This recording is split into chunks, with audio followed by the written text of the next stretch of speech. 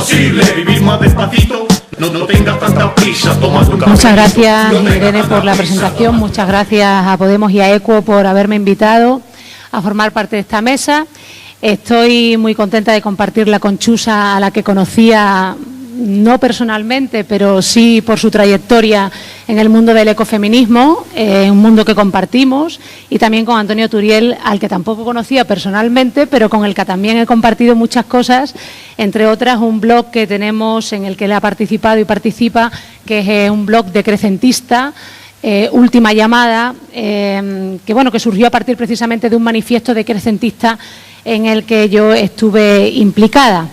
Así que, además me gusta mucho que en esta mesa haya un científico y una filósofa, porque creo que además que esto pone de manifiesto que se puede hablar de lo mismo y muy bien desde paradigmas que son distintos, pero no tan distintos como a veces se quiere pensar.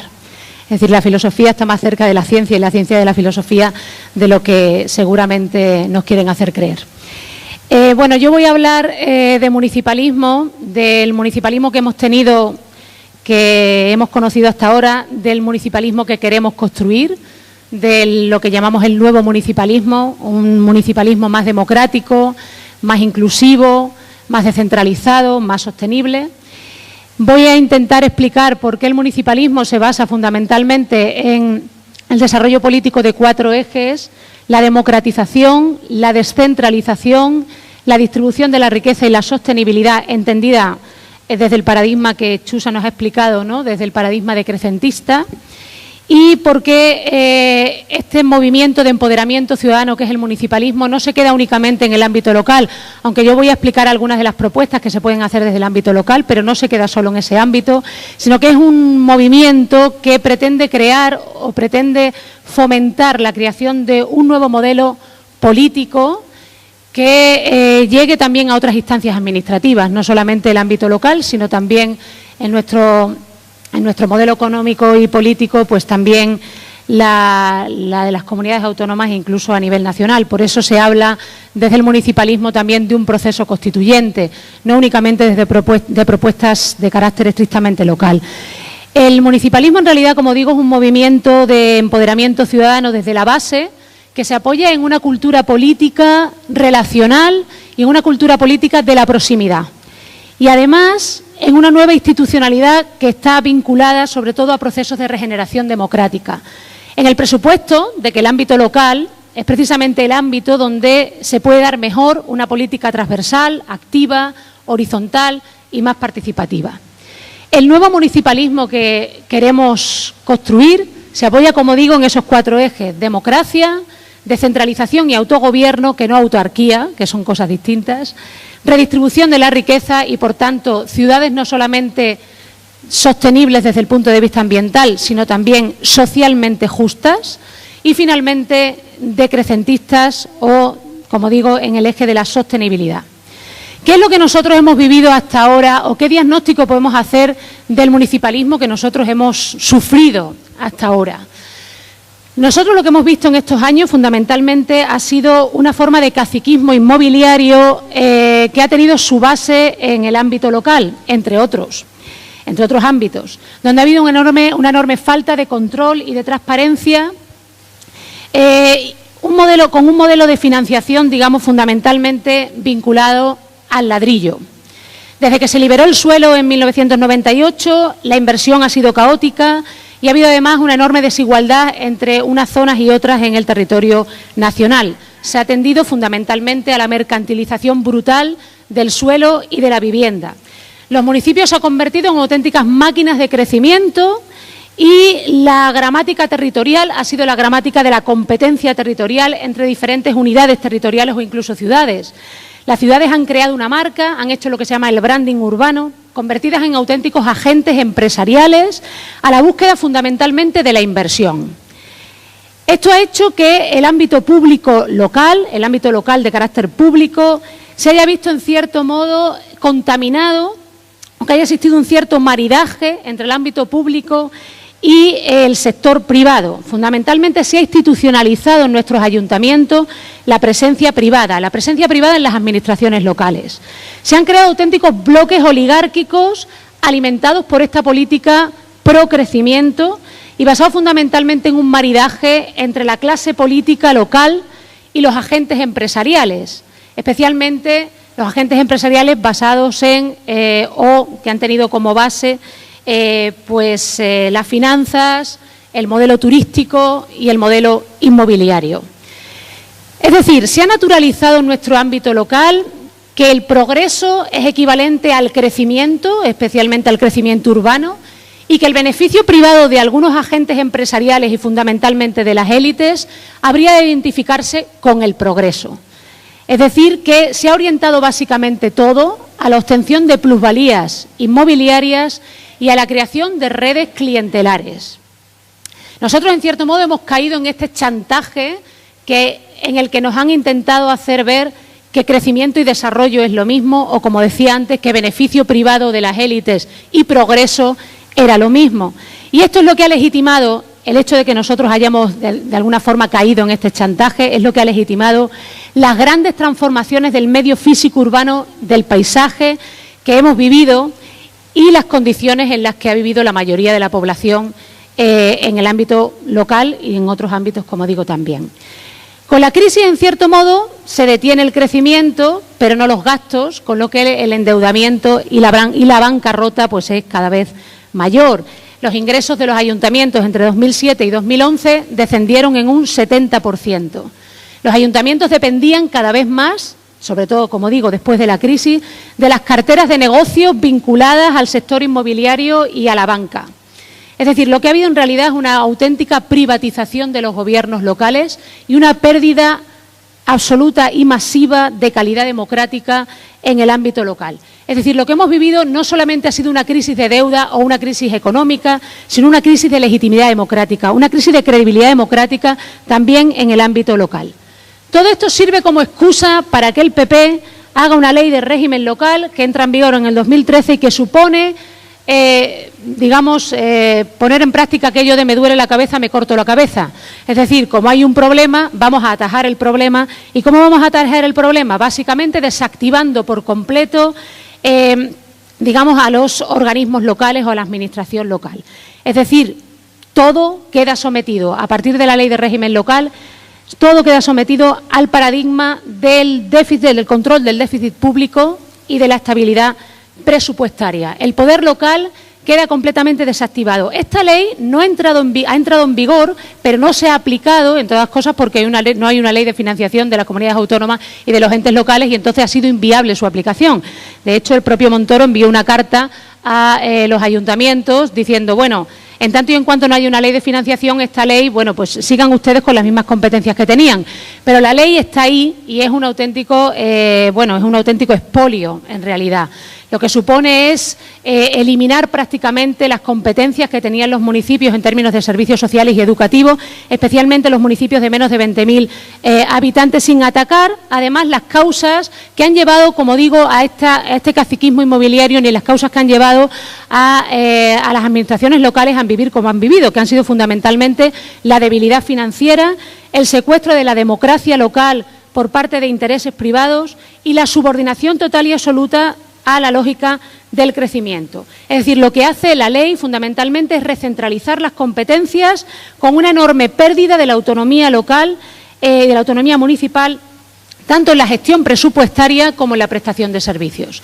Es decir, que básicamente lo que dicen, bueno, como ustedes se han portado mal, traigan acá todas las competencias que ahora de esto se van a ocupar fundamentalmente las diputaciones, cuando no directamente las comunidades autónomas. Y se acabó, las competencias que ustedes tenían mucho más cercanas al ciudadano, mucho más próximas al ciudadano que tenían hasta ahora. Sobre todo, como digo, esto afecta fundamentalmente a los municipios de menos de 20.000 habitantes, que sin embargo solamente representan o acumulan el 18% de la deuda. La gran deuda de este país la han acumulado las grandes ciudades de más de 500.000 habitantes, que han acumulado el 36%. Hablo de Madrid, Barcelona, Valencia, Sevilla, Zaragoza y Málaga. Estas son las ciudades que fundamentalmente han acumulado más deuda y, sin embargo, son las que están menos castigadas o son menos castigadas por la ley de régimen local. Las ciudades de menos de 20.000 habitantes son precisamente las que tienen todavía bajo su gestión los bienes comunes o los llamados bienes comunales. Por ejemplo, en León, algunas provincias de León, digamos, la mitad de las provincias son prácticamente bienes comunales. Hoy el 8% del territorio nacional es todavía propiedad común, unos 4,5 millones de hectáreas.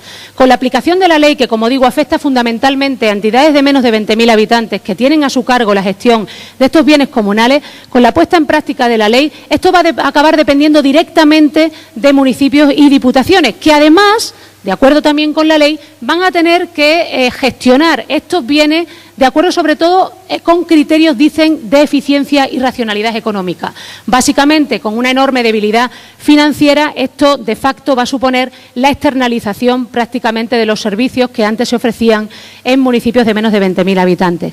Es decir, que básicamente van a ser las empresas las que se van a acabar ocupando de los recursos hidráulicos, mineros, forestales, por encima de los concejos y de las juntas vecinales que hasta ahora se habían encargado de su gestión. La reforma, por ejemplo, de la Ley de Montes, que a Kiko seguro que le preocupa, la reforma de la Ley de Montes, la última que hizo el PP el año pasado, va claramente en la misma dirección, ¿no? Como sabéis seguramente, pues esta reforma permite recalificar los suelos que han sido quemados o incendiados, digamos, para que se pueda seguir construyendo, se puedan utilizar. Se dice orientado fundamentalmente a construcciones de interés público, que ya sabemos que las macrourbanizaciones pueden ser, desde luego, construcciones de gran interés público.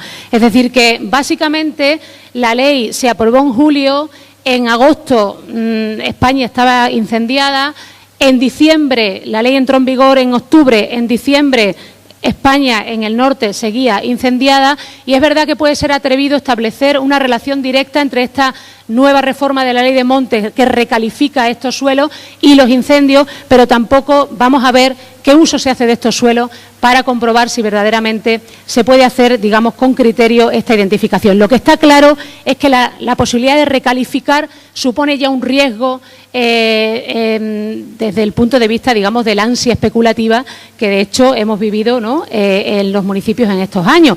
La propia reforma de la Ley de Parques Nacionales, ¿no?, que lo que hace fundamentalmente, que afecta también a Monfragüe, por ejemplo, que lo que hace fundamentalmente es estimular o incentivar precisamente la caza en los cotos privados de caza que hay en estos parques nacionales, para que los machos cazadores pues sigan pudiendo utilizar recursos públicos, digamos, fundamentalmente para la obtención de beneficios privados, ¿no? Porque esto de los trofeos de la caza, pues ya sabemos que valen entre 4.000 y 6.000 euros y desde luego no se reparten, ¿eh? Entonces, bueno, está claro, por tanto, que la tendencia, en este caso del Partido Popular, tanto con la Ley de Régimen Local como con estas reformas, y lo pongo como ejemplo, la tendencia es básicamente cargarse definitivamente los bienes comunales y los bienes comunes para seguir de alguna forma viviendo o protegiendo, en cierto modo, viviendo de beneficios privados, asociando el progreso a beneficios privados o protegiendo fundamentalmente intereses privados. El resultado de toda esta forma de municipalismo y de esta forma, digamos, de articulación de las administraciones locales han sido ciudades terroríficas. Es decir, ciudades donde se ha dado una enorme confusión, espacios difuminados, indiferenciados, ¿no?, que han sido víctimas de la ilusión urbanística y de la burbuja inmobiliaria y digo, ciudades que se han debatido entre la confusión y la fragmentación, ¿no? Población encapsulada, segregada, tanto por ser rico en las urbanizaciones como por ser pobre en guetos marginales, ¿no? La conurbación, lo que se llama la conurbación, elimina por completo la idea de espacio público e imposibilita las relaciones urbanas, el diálogo político y la gestión ciudadana. En ese mundo de la no ciudad, que es el mundo de las rotondas, los engranajes de carreteras, donde muchas personas viven por ser pobres y otras personas viven por ser ricas, en ese mundo de la no ciudad, los ciudadanos no son ciudadanos, son o votantes o clientes. Y los vínculos que se establecen entre esos ciudadanos son vínculos completamente líquidos e inestables. Además, en estas ciudades se han incrementado notablemente las barreras y las fronteras arquitectónicas que, de hecho, perjudican fundamentalmente a los que son más vulnerables, que son los que necesitan más de la proximidad y de la integración. Las personas mayores, las personas con diversidad funcional, las mujeres. La urbanización capitalista ha sido, por tanto, y fundamentalmente un proceso de desposesión y un proceso de exclusión, un proceso de privatización del suelo, de nuestra agua, de la biodiversidad, de los parques, de los montes y de las fuentes energéticas, incluso con leyes de evaluación ambiental que son más que cuestionables. El metabolismo urbano se ha convertido completamente en algo insostenible, devorador de energía y materiales. ¿Qué ciudad queremos nosotros construir? Nosotros no queremos esa ciudad, queremos un espacio social, vivido e imaginado. Nosotros no queremos una ciudad que sea una aglomeración de individuos y servicios, ni un conjunto de instituciones y aparatos administrativos. Queremos una ciudad que de alguna forma sea un espacio relacional de conciudadanos, un espacio desmercantilizado, donde los ciudadanos puedan producir y reproducir bienes comunes, donde los ciudadanos puedan gestionar, usar y participar de los bienes comunes. Queremos repolitizar la ciudad. Esto significa que queremos que la ciudadanía esté conectada, no desconectada y fragmentada, esté conectada y sea una ciudadanía activa. Queremos movimientos sociales urbanos. Por tanto, una nueva cultura política y una nueva institucionalidad que sea radicalmente democrática. Y esto no solamente se consigue, como decía antes, en el ámbito local o articulando o moviéndonos en estos 4 ejes que decía antes desde el ámbito local, sino provocando un cambio institucional profundo que vaya más allá. Por eso necesitamos también un proceso constituyente. En realidad necesitamos un cambio integral de nuestra administración pública, no solamente en el ámbito local. Quería ahora detenerme, me cortas o me dices los 5 minutos cuando me queden, Quería detenerme en la articulación de estos 4 ejes en el ámbito municipal. ¿Cómo se puede articular o qué se puede hacer desde el ámbito municipal, digamos, para crear estas ciudades sostenibles desde el punto de vista ambiental y socialmente justas? Decía, un modelo político basado en la democratización. ¿Qué se puede hacer desde el punto de vista de la democratización? ¿Cómo democratizamos desde el ámbito local? Necesitamos una transformación institucional, que pasa, por supuesto, por la derogación inmediata de la Ley de Régimen Local, que esto no se puede hacer lamentablemente en los municipios, pero que algunos partidos están hoy intentando liderar en el Congreso, como por ejemplo Podemos. Digamos, el Grupo Parlamentario Confederal está planteando la posibilidad de, como una iniciativa parlamentaria, una proposición de ley, de derogar la Ley de Régimen Local. Por supuesto, necesitaríamos también derogar el artículo 135 de la Constitución, ¿no? Esa reforma que se hizo con agostidad y alevosía, ¿no? Y que la hizo tanto el Partido Popular como el Partido Socialista, no lo olvidemos. Y este artículo, que de hecho supone un desmantelamiento total y absoluto de tanto el ámbito local como de las comunidades autónomas, además de un retroceso y un impacto profundamente regresivo en todas nuestras políticas sociales. Bueno, al punto de que este artículo, cuando se hizo, lo digo, digamos, de récord, pero este artículo, cuando se hizo, de hecho supone un impacto radical en el título preliminar de nuestra Constitución, y tenía que haberse hecho por la vía de la reforma agravada de la Constitución, no como se hizo, porque de hecho afecta notablemente, restringe notablemente nuestro modelo de Estado social. Pero no solamente nuestro modelo de Estado social, restringe también nuestros derechos políticos y nuestros derechos como ciudadanos en el ámbito local. Por lo tanto, esto sería lo deseable, pero estaba hablando del ámbito local y esto no se puede hacer desde el ámbito local. ¿Qué se puede hacer desde el ámbito local? Se puede auditar la deuda municipal. Esto es una forma de democratizar el ámbito local, sabiendo o determinando qué deuda es legítima o ilegítima, por ejemplo. Se pueden intentar recuperar bienes que han sido expropiados porque eso es una forma de expropiación, aunque no se nos haya remunerado por ello. Es una forma de expropiación los bienes que se han, digamos, ofrecido en ventas, en externalizaciones y en partenariados públicos y privados. Remunicipalizar el agua, por ejemplo. En estos 15 años, leí hace poco, ha habido 180 casos de remunicipalización del agua en 35 países. Algunos nada comunistas, como Alemania, el caso de Berlín, o incluso Buenos Aires, Argentina, en París, en Grenoble, en Francia, se ha remunicipalizado el agua.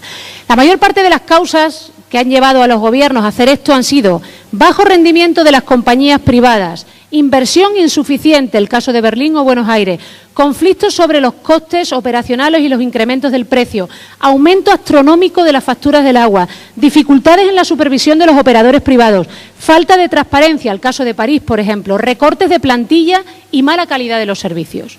Desde que se ha remunicipalizado el agua en estos lugares, de hecho, el acceso al servicio es mejor y mayor, la calidad del agua también, hay más inversión y hay más transparencia y rendición de cuentas. De hecho, por ejemplo, en París y en Grenoble, en los consejos de administración, está representada la sociedad civil con la misma calidad de voto que el gobierno municipal.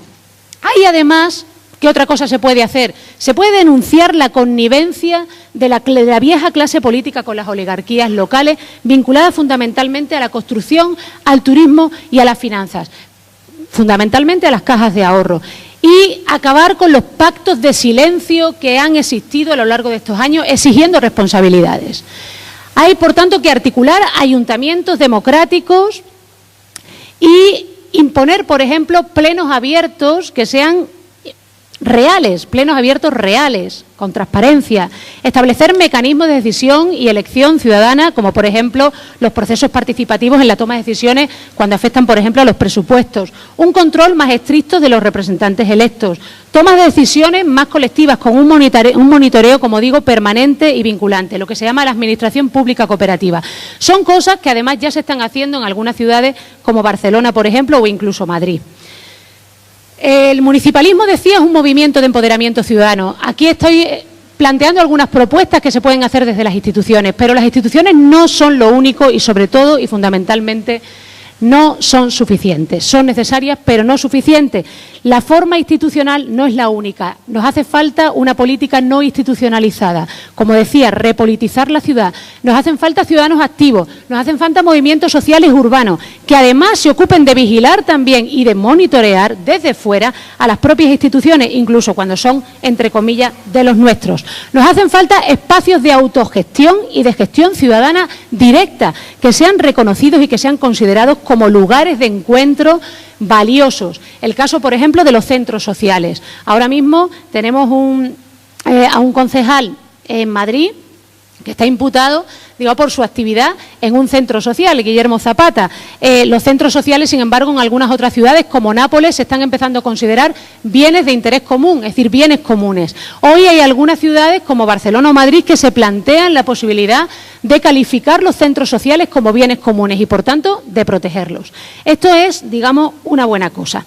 Hace falta, por ejemplo, establecer canales y medios de comunicación comunitarios. Los medios de comunicación que tenemos son completamente oligopólicos. Está claro que desde ahí no vamos a llegar a ningún sitio. Hoy hablaba con Irene y decía Irene, el acceso a los medios de comunicación, qué difícil, ¿no?, para los grupos parlamentarios que son minoritarios. Claro, es que nos hace falta también no solamente generar, sino proteger medios de comunicación comunitarios. Evidentemente esto es muy difícil, sobre todo porque nuestro propio modelo constituyente, nuestra propia Constitución, no está para nada democratizada. Si nosotros, por ejemplo, pensamos en el referéndum o en la iniciativa legislativa popular, tal como se establece en nuestras constituciones, ya se ve claro que nuestros padres constituyentes, en el sentido patriarcal del término padre, estos padres constituyentes tenían auténtico terror a la ciudadanía. El referéndum, por ejemplo, que se establece en la Constitución solamente es consultivo y nunca vinculante y además, excepto para los casos de reforma constitucional o estatutaria, solamente puede recaer la iniciativa en el presidente del Gobierno. En el caso de la iniciativa legislativa popular, resulta que a nosotros nos exigen 500.000 firmas, pero resulta que estos son 10 veces más firmas de las que se exigen en Italia. En Portugal, esos señores exigen solamente, que están aquí al ladito, 35.000 firmas para una iniciativa legislativa popular. En algunos lugares, como Italia, por iniciativa legislativa popular se puede abrogar una ley, es decir, se puede tirar abajo una ley. En este país, por iniciativa legislativa popular, no se puede hacer casi nada, además de exigir 500.000 firmas, que, como digo, es un exceso. Si pensamos en la Defensoría del Pueblo o en otras instancias de carácter democrático en el texto constitucional, pues veremos que todas estas iniciativas democratizadoras que yo planteo en el ámbito local son muy ambiciosas, porque nos movemos en un modelo político y en un modelo constitucional que no es para nada democratizador. Decía además que el municipalismo se tiene que basar en la descentralización y el autogobierno. Esto significa que tenemos que tener financiación y tenemos que tener competencias acordes a una cosa con la otra. Y tiene que regir el principio de subsidiariedad. La Carta de Autonomía Local de la Unión Europea habla del principio de subsidiariedad, que dice que las decisiones se tienen que tomar de abajo a arriba. Es decir, que cuando se puedan tomar abajo, no se tienen que tomar arriba, precisamente porque las decisiones tomadas abajo son más garantistas desde el punto de vista de los derechos políticos y sociales. Una vez más, estamos en un modelo muy poco descentralizado. Nuestro modelo constitucional es muy poco descentralizado. Prácticamente no se plantean fórmulas ni federales ni confederales. Estamos viendo ahora lo que cuesta, ¿no?, hablar del derecho a decidir o lo que cuesta hablar de un mundo plurinacional. Es decir, que todo pasa por el Gobierno central y el Tribunal Constitucional, que también hemos visto, por cierto, cómo funciona el Tribunal Constitucional. Es decir, que de alguna manera no hay un modelo descentralizado, constitucionalmente descentralizado. Vemos, por ejemplo, el Senado, que no es una auténtica Cámara territorial, vemos las reformas locales que se han hecho y vemos el artículo 135 de la Constitución, ¿no? Es decir, cuando hablamos de descentralización o autogobierno en el ámbito local, cuán difícil es si el referente que tenemos es este marco constitucional. Tercer punto, redistribución de la riqueza. ¿Qué es esto? Es una cosa relativamente simple, ¿no?, pero sin embargo es muy difícil de articular, ¿no? Hablamos de economía democrática de base municipal, hablamos de economía solidaria, hablamos de pautas de consumo local, hablamos de establecer un modelo de contratación pública que priorice a las empresas que tienen baremos, cuyas actividades y cuya forma de funcionamiento tiene algo que ver con lo que queremos conseguir, es decir, tienen una orientación social, un respeto ambiental, se fomentan estructuras horizontales internas. Es decir, ¿por qué no articulamos formas de contratación pública, como también se está haciendo, por ejemplo, en Barcelona, digamos, con empresas que no sean precisamente las empresas que no queremos? Es decir, que es una cosa que, por ejemplo, se puede hacer en el ámbito local desde una perspectiva de economía alternativa o economía solidaria, ¿no? Pautas de consumo, desde luego, más vinculadas a los productores, ¿no? Hablamos huertos urbanos, ruralizar la ciudad, menús ecológicos, mercados artesanales de productos de cercanía, estimular grupos y cooperativas de consumo. Es decir, todo eso hacerlo además con una base biorregionalista, es decir, en concordancia con otros municipios, ¿no? Básicamente, una vez más, esto es difícil de hacer con un marco constitucional donde la riqueza no se redistribuye. Igual alguno piensa que los derechos sociales en nuestro marco constitucional son verdaderamente derechos fundamentales. La respuesta es negativo. No son derechos fundamentales, son principios rectores de la política social y económica. Esto significa que no son auténticos derechos. Esto significa que si los derechos sociales colisionan con otros intereses privados, se prima constitucionalmente el interés privado. Por eso es fácil recortar derechos sociales. Por eso, aunque nos pese, no es inconstitucional recortar derechos sociales. Esto es importante. ¿Esto es inconstitucional? No, señores, no es inconstitucional. No es inconstitucional privatizar la sanidad. No es inconstitucional privatizar la educación. No es inconstitucional, no lo es. Ese es el problema, que no es inconstitucional, porque vivimos en un modelo donde los derechos sociales, los servicios sociales y la redistribución de la riqueza no se ha considerado. Como también vivimos en un modelo donde, en un artículo 38 de nuestra Constitución, se establece la libertad de empresa orientada a la productividad y el crecimiento, tal cual, mientras que esta libertad de capitales, de servicios, de libertad de empresa no va acompañada, por supuesto, del derecho al trabajo, que no sé si lo sabéis, pero tampoco es un derecho fundamental. El derecho al trabajo solamente obliga a los organismos públicos a hacer una política de pleno empleo, pero no garantiza a nadie, nos garantiza el trabajo ni su sustituto. Por lo tanto, no vivimos en un modelo social ni en un Estado social en el sentido amplio del término. Por eso, una vez más, cuando hablo de tejidos empresariales de carácter municipal, de gestión cooperativa, bajo control ciudadano, o hablo de economía solidaria, o hablo de consumo local, o hablo de que sean los municipios los que se ocupen precisamente de articular determinados servicios sociales, hablo, por supuesto, de luchar contra estructuras de dominación que están establecidas desde arriba y que, por tanto, van a resultar, es un camino, por decir, arduo, ¿no? Finalmente, voy terminando. Hablaba de la sostenibilidad como cuarto eje, fundamentalmente entendida como, de crecimiento. ¿Qué se puede hacer desde una perspectiva municipal? Bueno, se puede hacer una buena gestión del agua, como acabo de decir, remunicipalizando, pero incluso haciendo una gestión del precio del agua planteando, por ejemplo, que los primeros 80 litros van a tener un coste mínimo y a partir de ahí se incrementa el coste, planteándonos esto de regar jardines y zonas verdes como si viviéramos, pues no sé, en Suiza, pues igual no es la mejor manera, que a lo mejor hay que establecer parques y plantar árboles que sean de otras características más adaptadas al entorno. Por ejemplo, se puede hacer una buena gestión de los residuos con reutilización, reciclaje y demás, intentando cerrar los ciclos. Se puede hacer un plan de acción de descenso energético que tenga que ver con el alumbrado, por ejemplo, y la intensidad lumínica. Se puede apostar por energías renovables. Se puede articular una forma de educación ambiental que nos meta en la cabeza de una vez la idea de ecosistema social, que somos seres interdependientes, que dependemos de los otros y también del entorno y la naturaleza, que somos seres radicalmente vulnerables, que no somos seres autónomos, ni potentes, ni fuertes, o que, digamos, esos lo son unos pocos nada más. Se puede, por tanto, hacer una política de sostenibilidad con pautas, digamos, muy claras, desde el ámbito local. También en lo que hace al urbanismo y la vivienda, por ejemplo. Aquí tengo un montón de medidas que planteó un colectivo de Crece Madrid, por ejemplo, en las municipales de Madrid. Son 18 medidas que se pueden hacer desde el ámbito municipal en relación a urbanismo y vivienda. Y en relación a movilidad y transporte, pues también. ¿Esto en qué se traduce? Si tuviéramos que llevar estas exigencias municipales y este municipalismo al ámbito constitucional y mañana tuviéramos la posibilidad de hacer una reforma constitucional y colar de alguna manera estas exigencias municipales que tienen que ver con estos 4 ejes que he dicho, ¿qué tendríamos que hacer?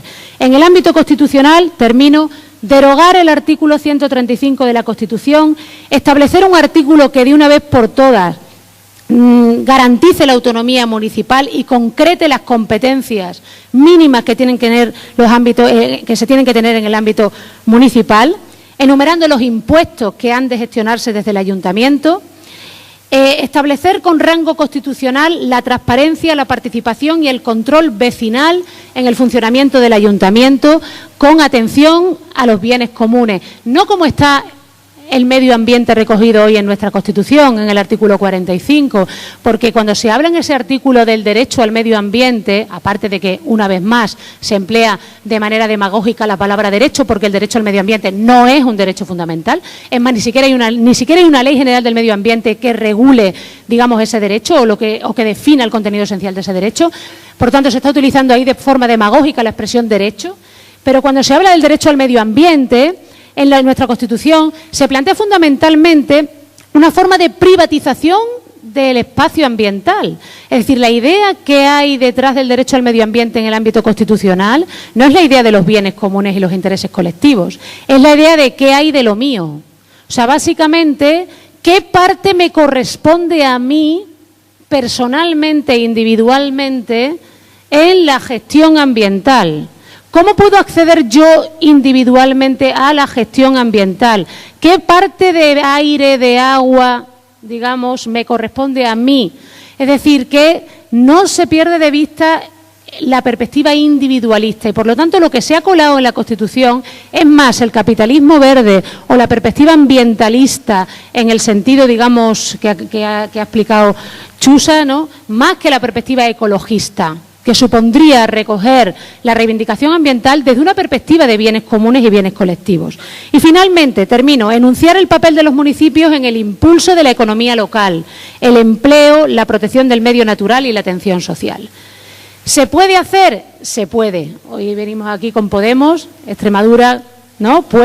¿Se puede hacer? Claro que se puede, solamente que hay que querer hacerlo y hay que hacerlo desde las instituciones, pero también y sobre todo, siendo como somos minoría en las instituciones, hay que hacerlo desde fuera de las instituciones. Precisamente es la gente, es la calle la que nos ha traído acá y es la gente y la calle la única que te puede sostener donde estás. Muchas gracias.